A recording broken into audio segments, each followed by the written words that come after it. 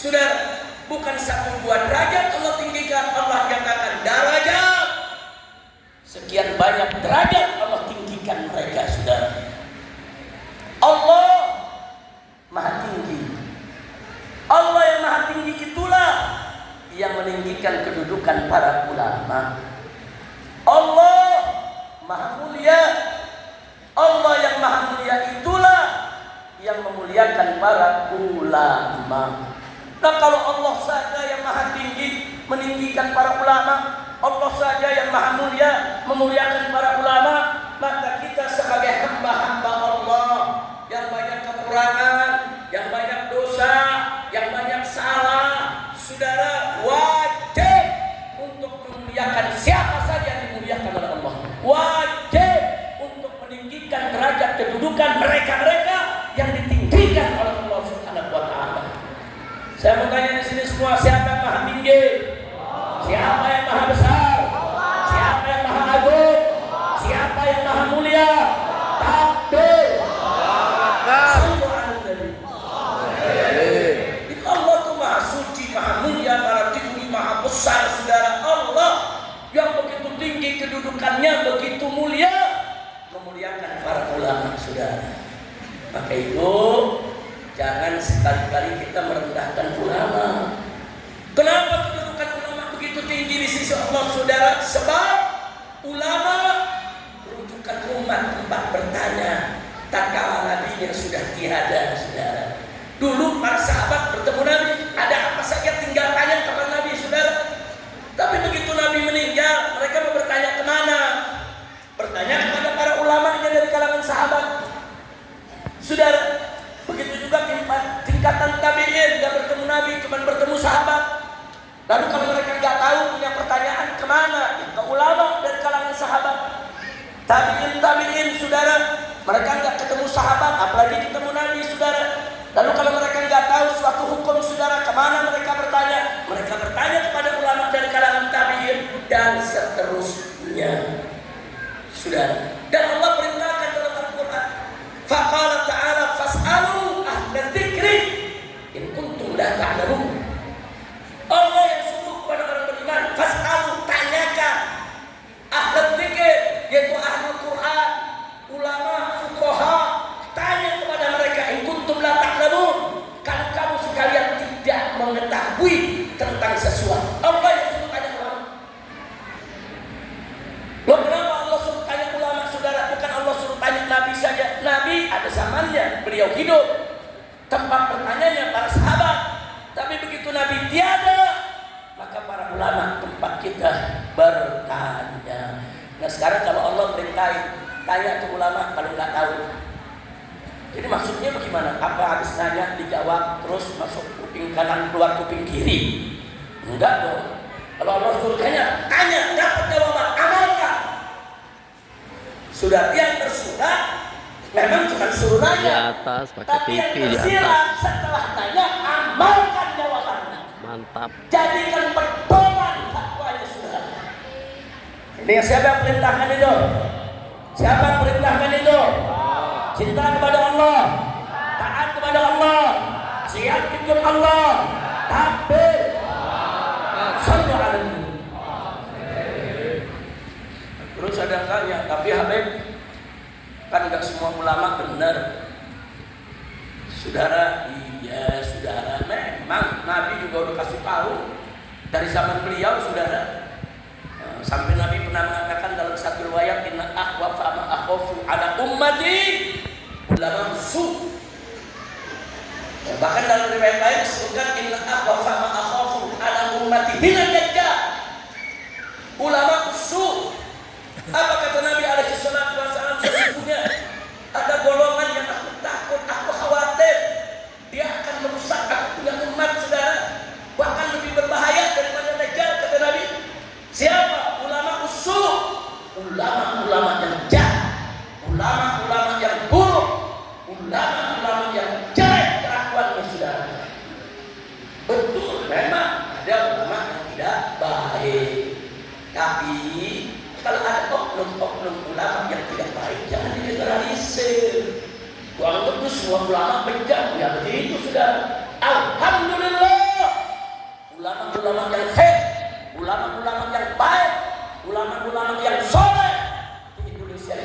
banyak bertebaran sudah. Masjid Al-Murtado, Ada Al-Murtado Tanjung Mas. Kadang-kadang cuma dia juga saudara yang ngomong. Ulama yang baik di mana-mana, enggak itu. Pimpinan pondok-pondok pesantren, pimpinan majelis-majelis taklim saudara, di mana tempat. Jadi jangan hinakan ulama. Betul memang ada ulama yang tidak baik. Dan kalau ada oknum ulama yang tidak baik, jangan coba-coba meratakan semua ulama seperti itu. Betul? Sebenarnya di sini nih. Kalau ada 10 orang Betawi nyolong, 10 orang doang nyolong, apa boleh kita bilang oh orang Betawi kalau itu suku maling? Boleh nggak? Saya tanya boleh nggak? Nggak boleh dong saudara. Ada 10 oknum yang nyolong, ya itu aja mulai tangkap, hukum, berloskan ke penjara. Betul? Jangan singgung-singgung suku Betawinya. Betul tidak? Begitu juga ulama. Ada oknum saudara berbuat tidak baik, ya oknumnya aja. Kenapa jadi semua ulama saudara dihinakan?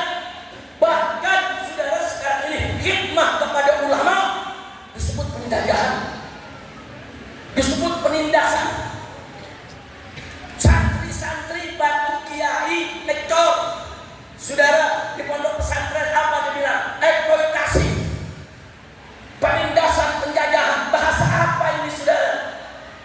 Dari zaman dulu, dari sebelum saya lahir saudara, bapak, kakek, semua yang pada masuk pesantren saudara, mereka berkhidmat kepada kiainya, mereka berkhidmat kepada pesantrennya, dan mereka senang melakukan itu untuk membahagiakan daripada gurunya. Betul? Betul? Sebenarnya yang pernah masuk pesantren saudara, bantu pesantren, ada merasa jadi budak, ada merasa jadi budak, ada merasa jadi jongos. Kurang ajar sekarang sudah bilang santri banget jongos, santri diperbudak saudara. Apa salah kiai? Kiai nggak maksa saudara. Yang mau bantuin silakan, enggak silakan. Betul? Mulai lagi. Kalau ada santri, aku ada alumni yang lama nggak ketemu kiainya, datang silaturahmi, kasih amplop sekarang 2 perak, oh diramein sudah, diramein. Itu lagi ngasih amplopnya tuh, fotonya buat sebar kemana-mana. Ini ulama pemeras, memperkaya diri. Kurang ajar tidak? Kurang ajar tidak?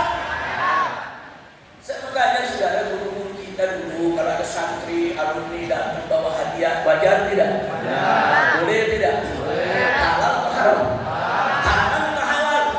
Yakin halal? Kenapa dibicarakan soal itu saudara? Kenapa dihina-hina gara-gara itu saudara? Innalillahi wa inna ilaihi raji'un. Oh, kemarin ada pesantren Rubuh. Itu pesantren bersejarah, umurnya 100 tahun lebih saudara.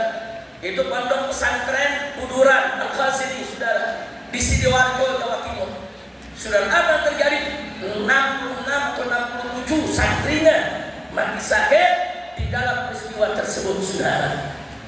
Tapi mereka-mereka yang fi qulubihim marad, yang dalam hati mereka ada penyakit kebencian kepada ulama, itu digoreng habis-habisan. Dibilang kiainya nggak tahu diri, kiainya nggak ikut aturan, kiainya mesti ditangkap. Innalillahi wa inna ilaihi raji'un. Bukan dia berbelasungkawa, ikut berduka, dia hina-hina itu kiai sepuh saudara.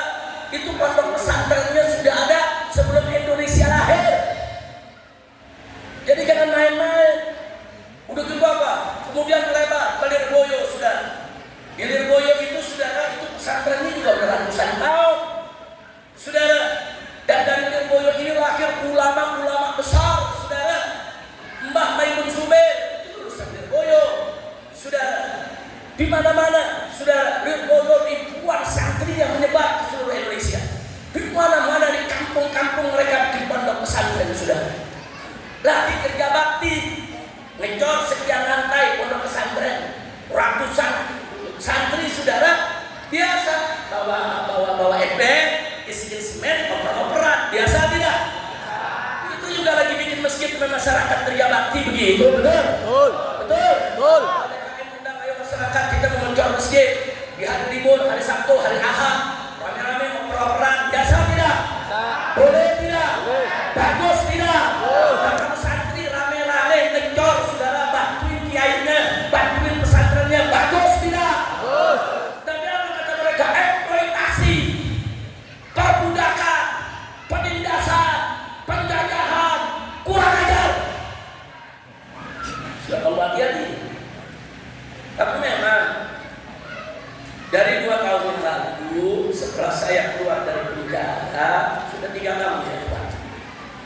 2 tahun saya di penjara, 2 tahun saya tidak boleh keluar kota. Jadi 4 tahun saudara. Saya sudah ingatkan pada saat saya mulai ceramah 1 tahun yang lalu. Hati-hati, saya sampaikan ceramah saya masih ada rekaman sudah. Hati-hati, sekarang ini habaib lagi dihina-hina, habaib lagi diaman-yamanin, diimigran-imigranin, nasabnya diganggu, dikorek-korek, difitnah, dihina, dicaci maki, dikumpulkan kejelekan oknum-oknum habib, kemudian menggeneralisir, itulah para habib. Saya ingatkannya, hari ini habaib yang diserang, besok kiai akan diserang, santri akan diserang, pesantren akan diserang, ormas-ormas Islam lain akan diserang. Karena sebetulnya yang mereka mau serang adalah Islam, bukan habib yang mereka mau serang, bukan kiai yang mereka mau serang, bukan pesantren, tapi yang mereka mau serang adalah Islam. Bagaimana cara menghancurkan Islam, saudara? Oh, daya Islam di Indonesia ada, saudara, pilarnya.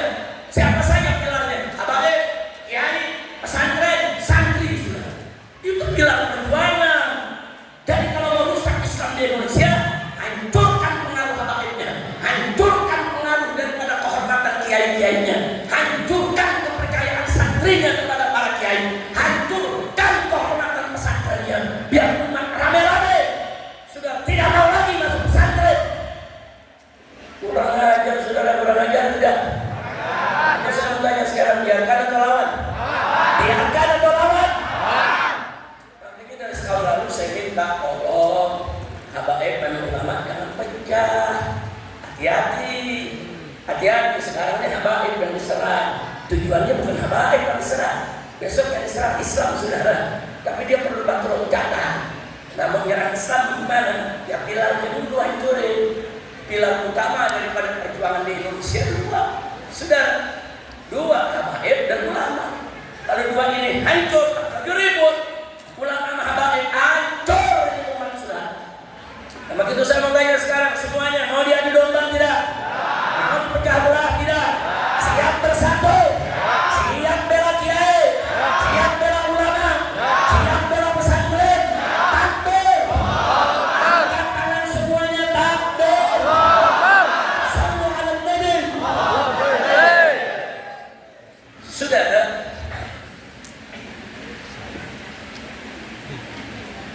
Sa'id bin Musayyab radhiyallahu ta'ala anhu, seorang tabi'in, kibar tabi'in, muridnya sahabat Nabi, saudara. Beliau pernah mengatakan, saudara, ma min alim wa syarifin wa di fadlin illa fihi ilmun.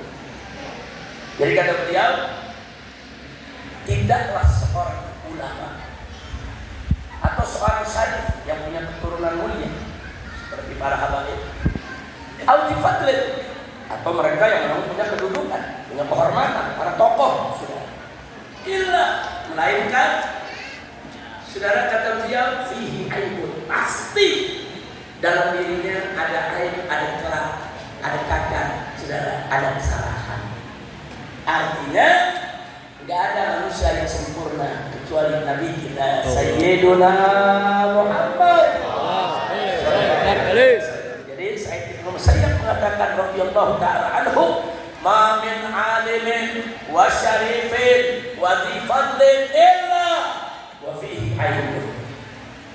Jadi beliau mengatakan nggak ada tuh ulama yang sempurna, nggak ada tuh syarif-syarif habaib yang sempurna, nggak ada tokoh yang sempurna. Pasti tiap orang punya aib itu cacat celah, saudara, kesalahan pasti. Tapi beliau ingatkan kita, saudara, apa kata beliau, saudara? Walakin, akan tetapi, saudara, peringatkan, saudara, bahwa di antara mereka itu, saudara, man lam yambaghi tudkaru buyuhum. Ada kelompok-kelompok ulama, kelompok habaib, kelompok orang-orang soleh, saudara, la yambaghi tudkaru buyuhum, antudkaru buyuhum, nggak pantas untuk kita ceritain kesalahannya. Jadi kalau kita lihat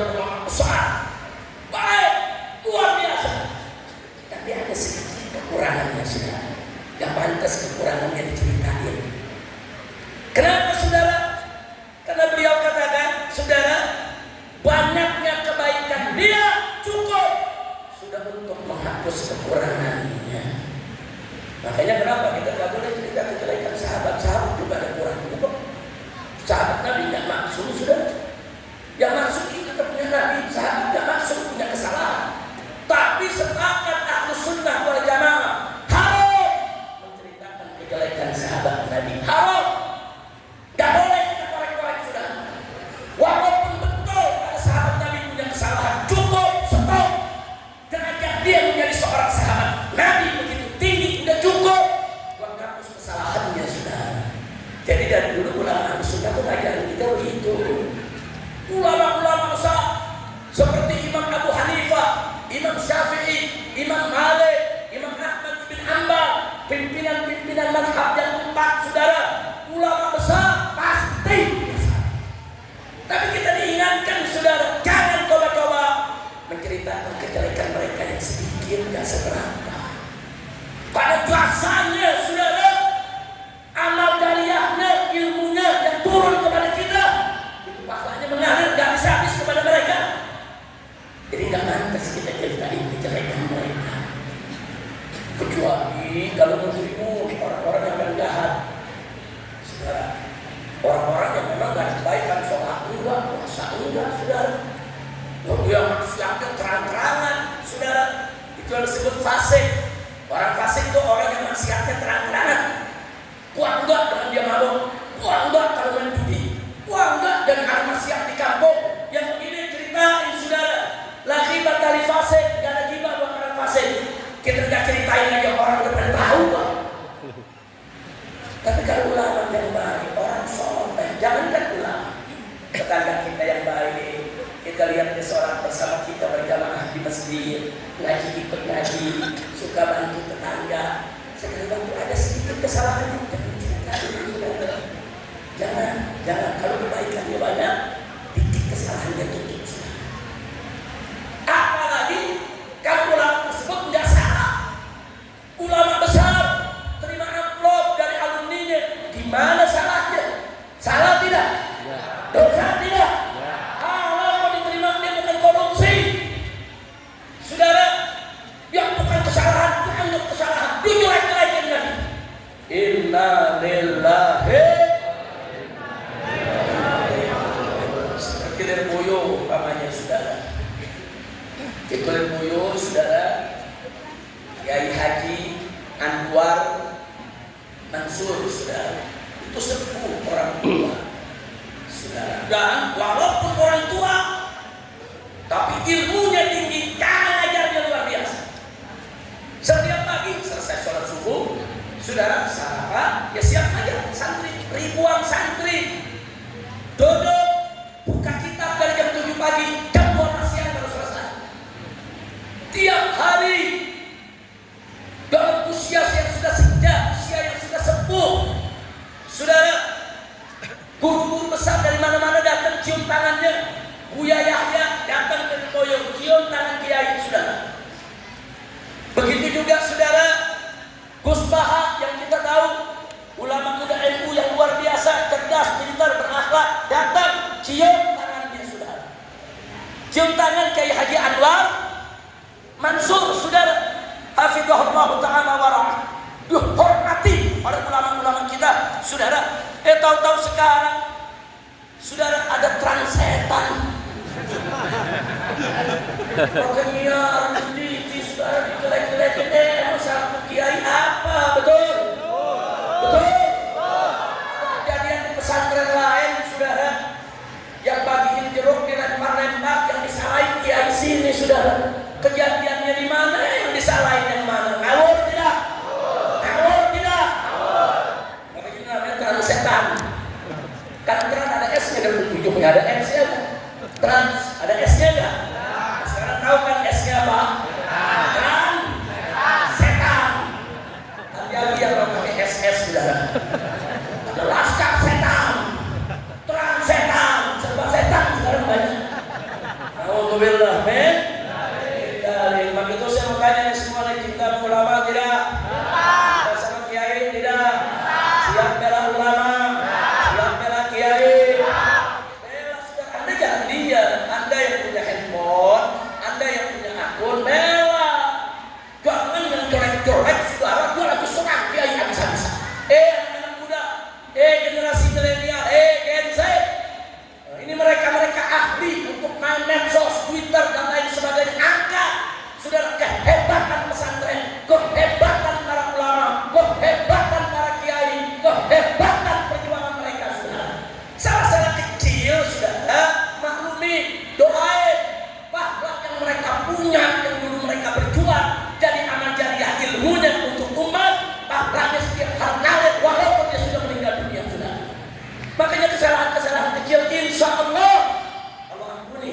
dengan berkah amal mereka yang terus mengalir. Alhamdulillah.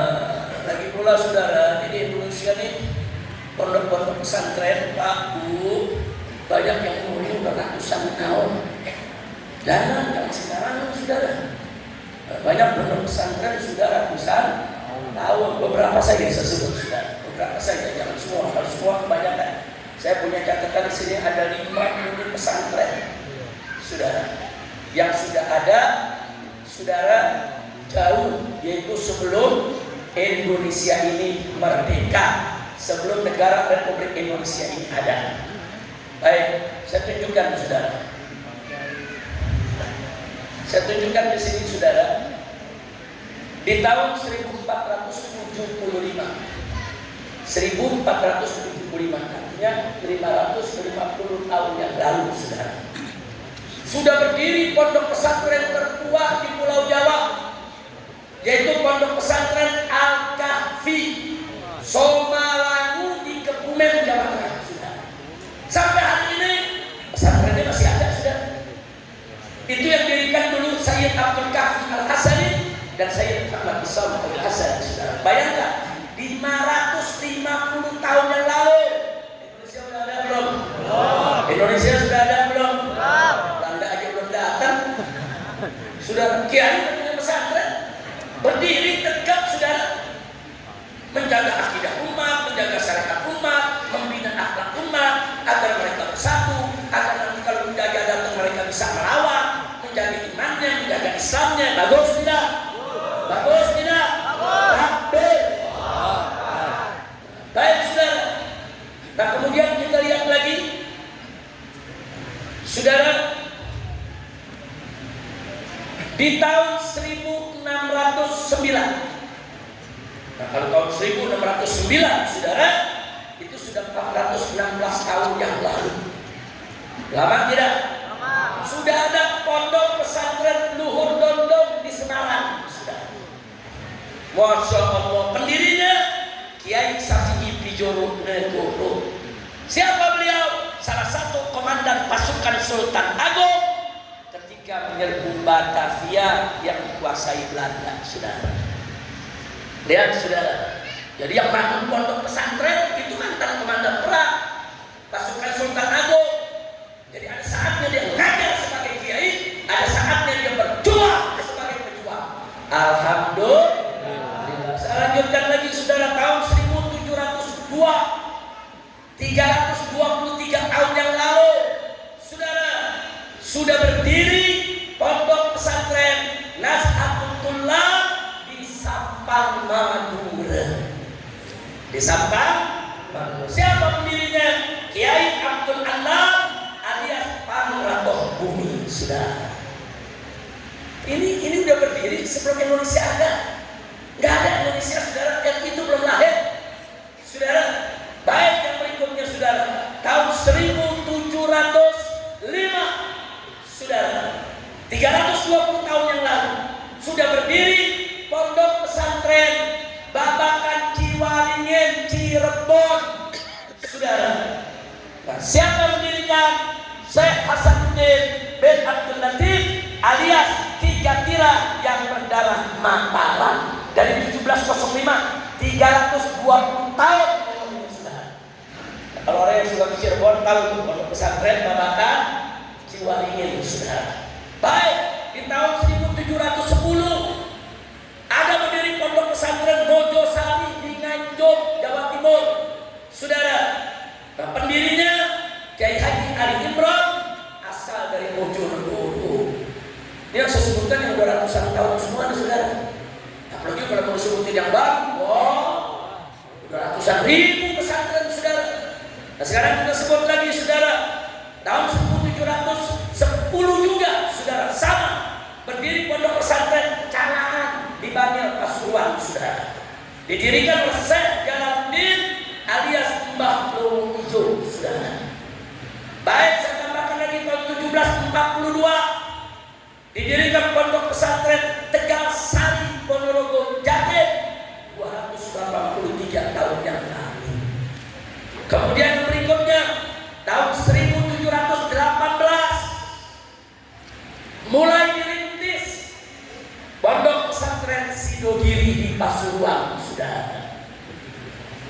Tapi berdirinya, tegak berdiri diresmikan baru tahun 1745. Artinya dari pemerintahan 307 tahun yang lalu Sidogiri. Tapi kalau dari diresmikannya itu sudah 280 tahun yang lalu sudah.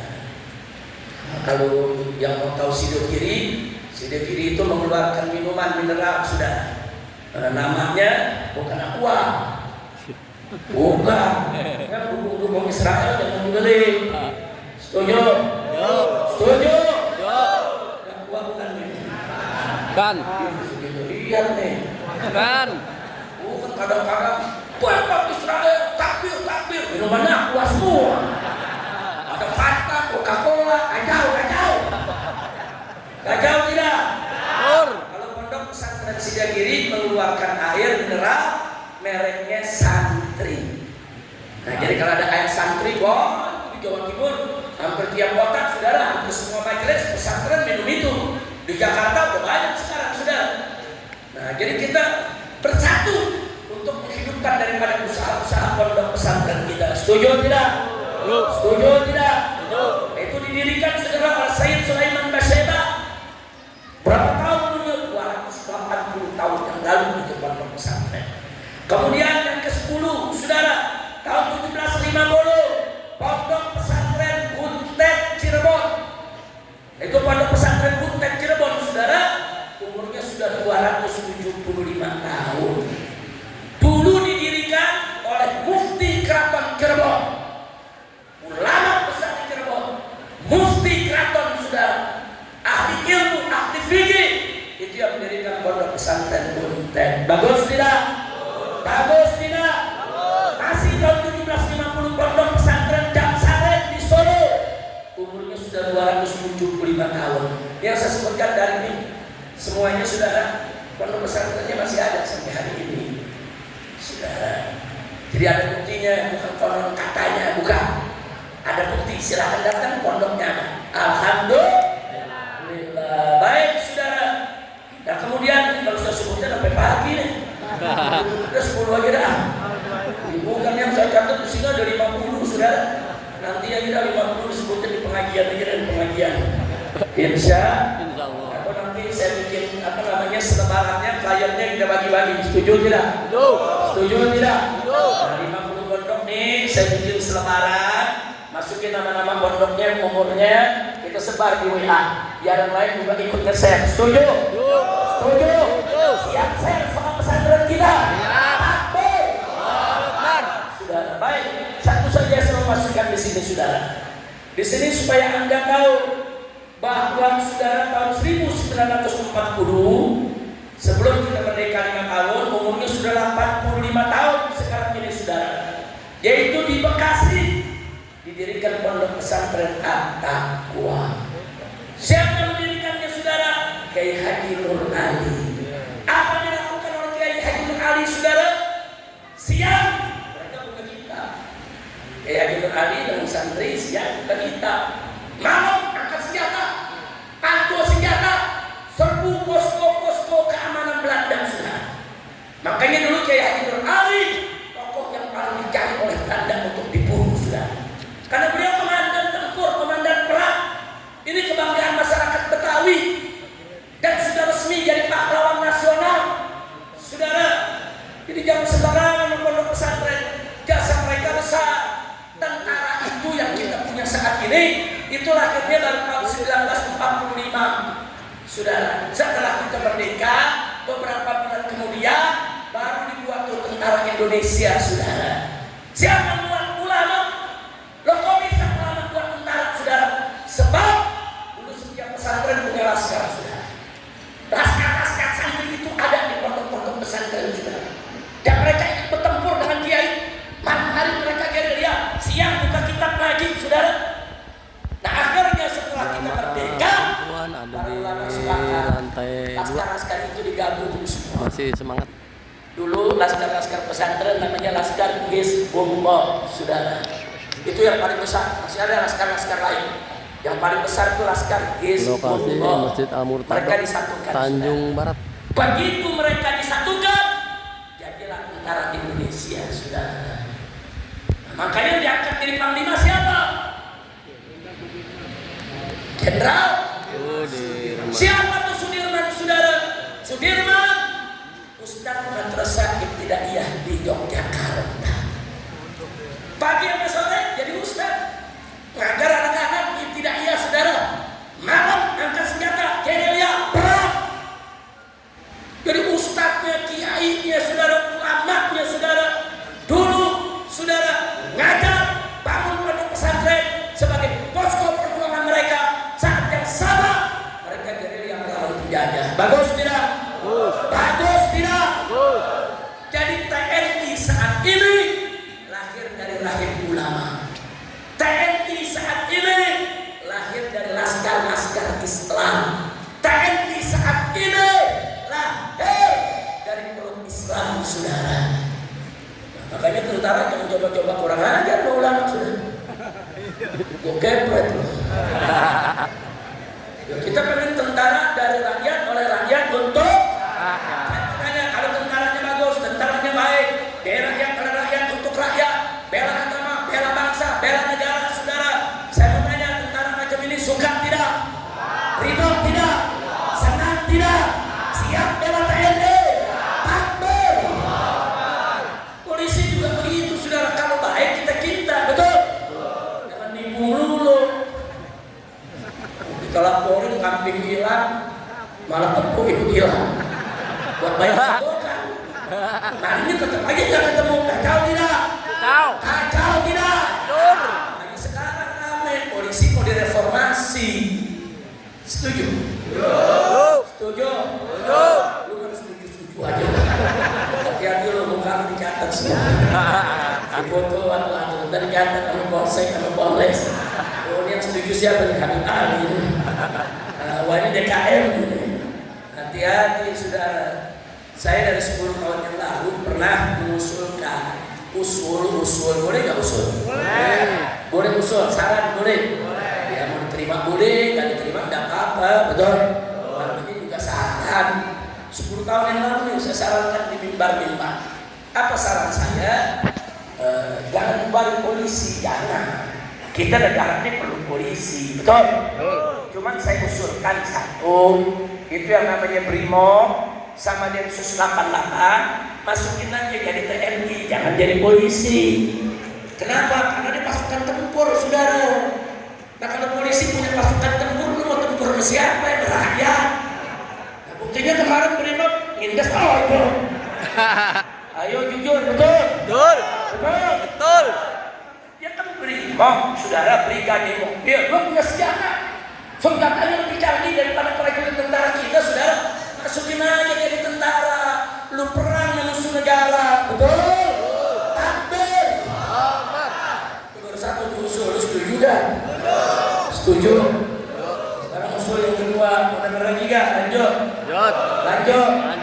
Yang kedua reserse, reserse gak? Tahu reserse? Reserse itu kan penyidik, betul?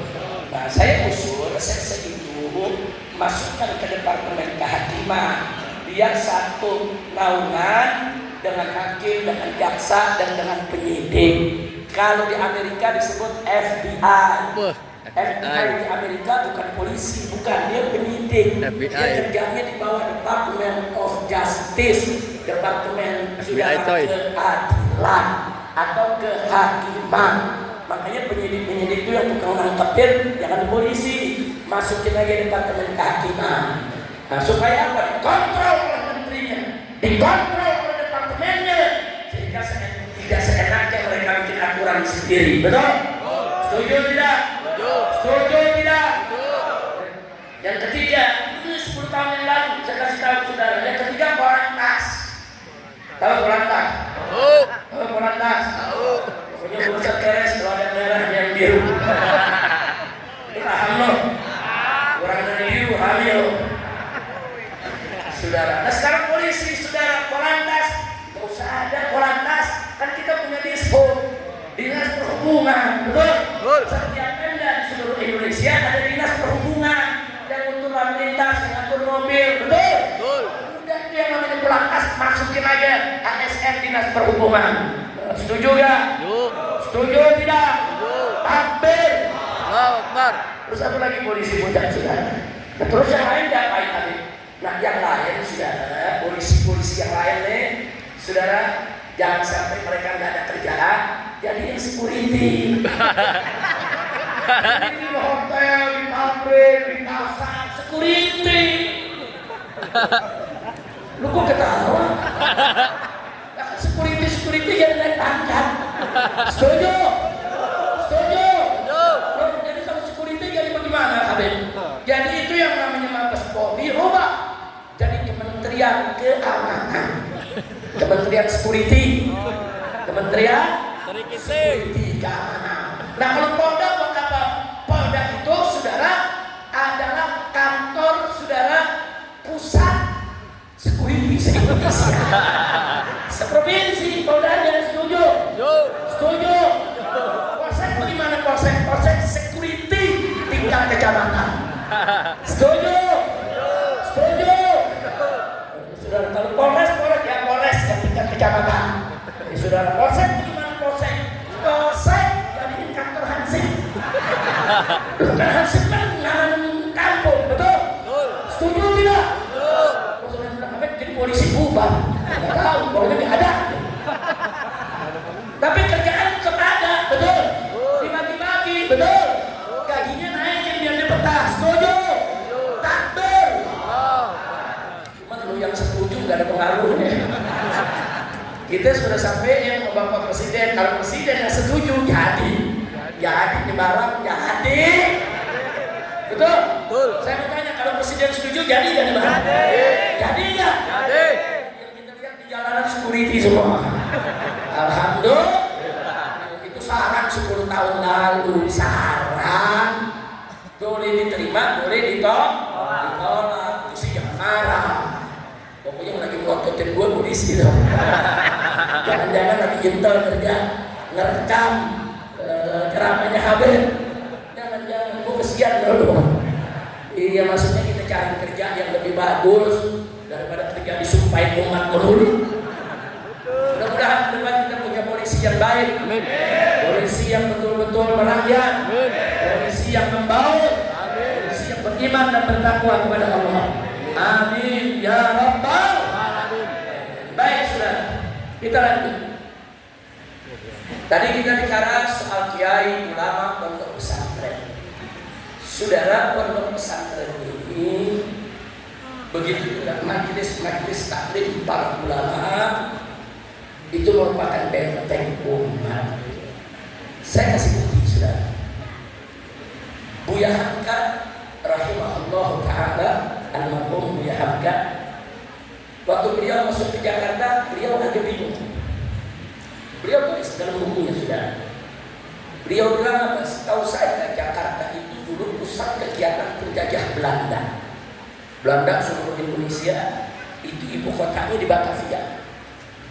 Dan semua misionaris-misionaris, baik misi maupun Zenling, baik misionaris Katolik maupun misionaris Protestan, itu kumpulnya di Jakarta, saudara.